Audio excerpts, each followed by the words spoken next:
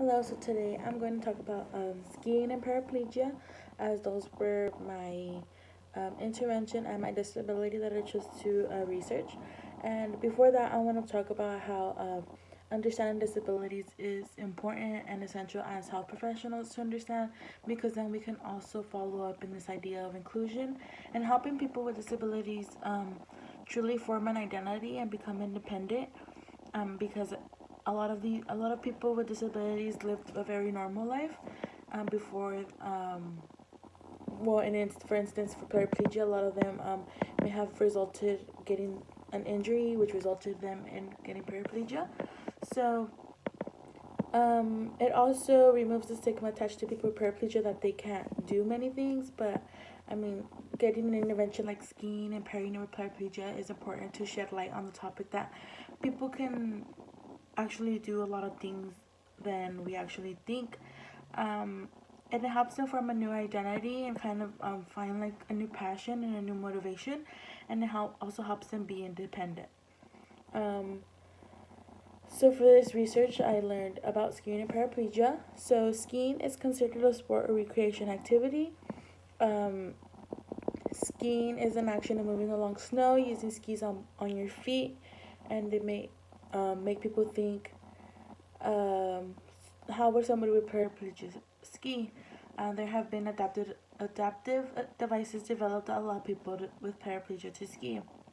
So, according to the Merriam-Webster definition, paraplegia is partial or complete paralysis of the lower half of the body with involvement of both legs that are usually due to injury or disease of the spinal cord in the thoracic or lumbar region. So treatments include going to rehab and kind of, developing new ways of moving along, therapy, intensive therapy. That way, they call it rehab. It's important to prevent joint damage and preserve the bone density and muscle tissue. Um, and so after World War II, a lot of soldiers came back and had injuries that resulted in them having paraplegia. So then this kind of like paraplegic movement started, and um, movement started. Sorry, and this resulted in people kind of including people or these soldiers into life, and doing new things for them. And one of those things that happened was the Paralympic skiing. Um, and Skiing is competitive. There are two categories: Nordic and Alpine. Nordic is skiing, cross country and racing, and jumping. Alpine is downhill and street racing.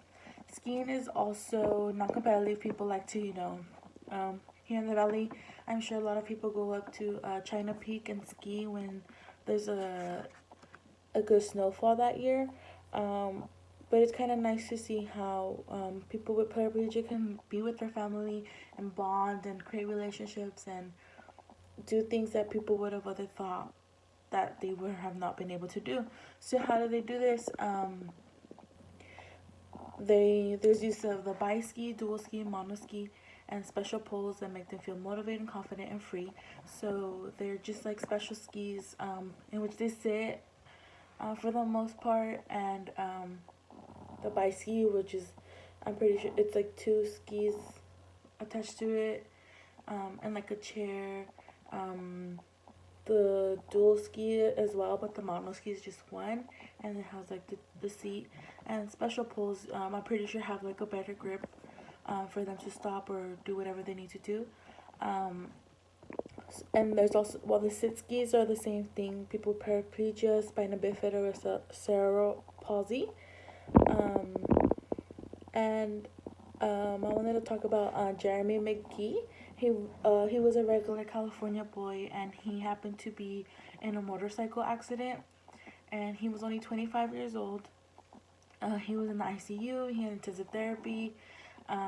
When he was released, he was in a wheelchair, and he does this motivational speaking, and he talks about how like it saved his life and it changed his perspective, and he was now closer to his family when before he wasn't very close to his family. Um, he talks about how he was able to climb like this. He skied Bloody Couloir, which was like one of his best accomplishments. And he shares his story and is a motivational speaker, as I said, because people kind of see how his physical disability doesn't stop him. And Jeremy shows that anything is possible if you love and put effort into something. And I think in general we need to understand that placing limits and downplaying a person's disability is not doing anything in the best interest of those people. Of course, allowing people to do things may be uncomfortable, but we kind of have to see that there's a fine line between safety and them being able to see how capable they are of actually doing these things. So, this was a research that I learned a lot from, and I was actually very surprised. And I hope I can share with other people how skiing and paraplegia are actually very doable together. And I hope it like removes the stigma and helps people find like a new passion and help people find a new passion. As professionals, we will be working with people with disabilities, and we can help them like do things they would think were impossible.